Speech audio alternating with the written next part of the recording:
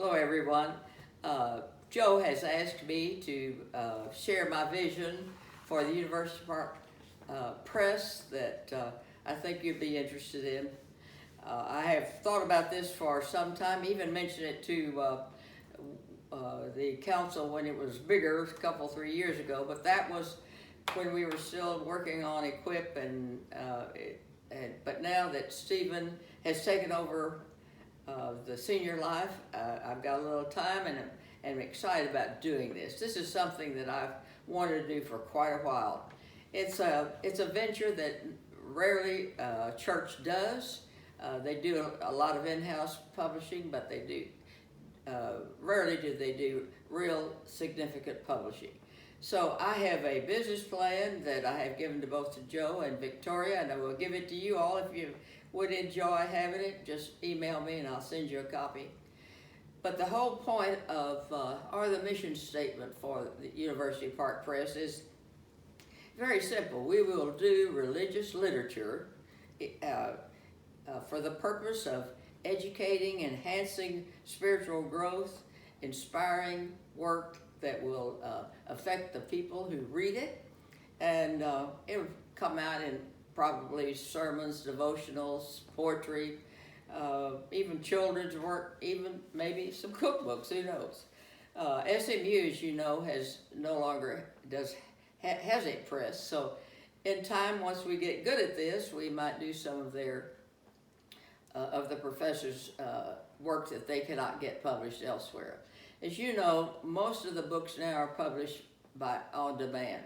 The bookstores are kind of going out of business, and this is part of what we will do as well. We will not only publish on demand, but we will do it digitally, and we will do it by ebooks. We will, be as modern as we can about this. I have already established an editorial board. I think it is probably one of the best we've got so far as the talent that we have in this church. Charles Fish is going to be on the board, and he's the one that, as an attorney, can deal with the intellectual property, the contracts, and all of the social media. We've got Diana Wilson, who will be on, David Silva. David is a young man who is into the social media a great deal. He works as a consultant for a company, does all of their advertising, copywriting, and their advertising material.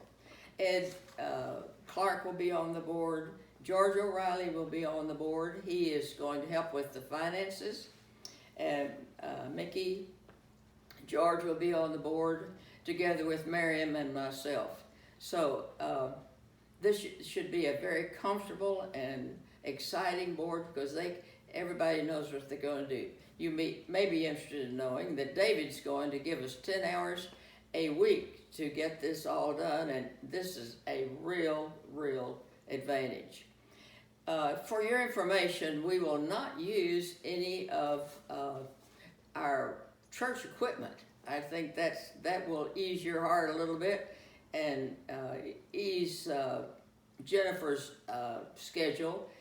She will be helpful as far as advice and how we proceed. But as far as her time and the equipment that we have at the church, we will not use that. Actually, we're getting bids now on how to do this outside of the church in printing at printers.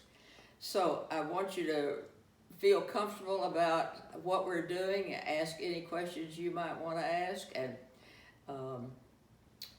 I think you will find that this is very exciting for us.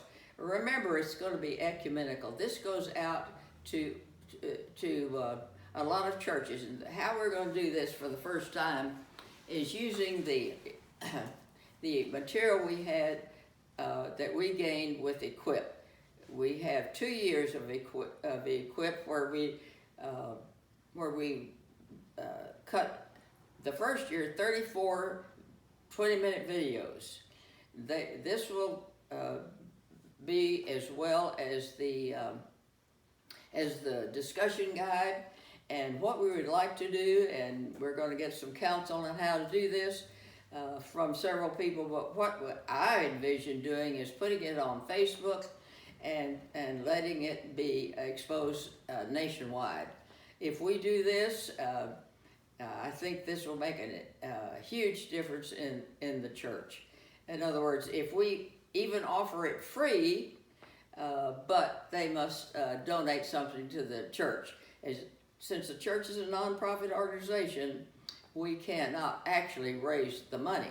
We can recoup our expenses and our time and all that, but we can't be a for-profit situation. But if we do this with Sage, this is the one book that we discussion booklet that we had, the 2019. The other one we had this year, which is 2020, and we had 9 videos, but we had still 34 lessons. This is a whole year of work for any church who could start a senior life program immediately. I'm sure we'll use the same language I used for this church, which is true, I think, of most churches, that 70% of the congregations are over 65. So, and very few churches have a senior life ministry. We learned that through our 2 equip conferences. For your interest, this last year we had people from 6 different states come.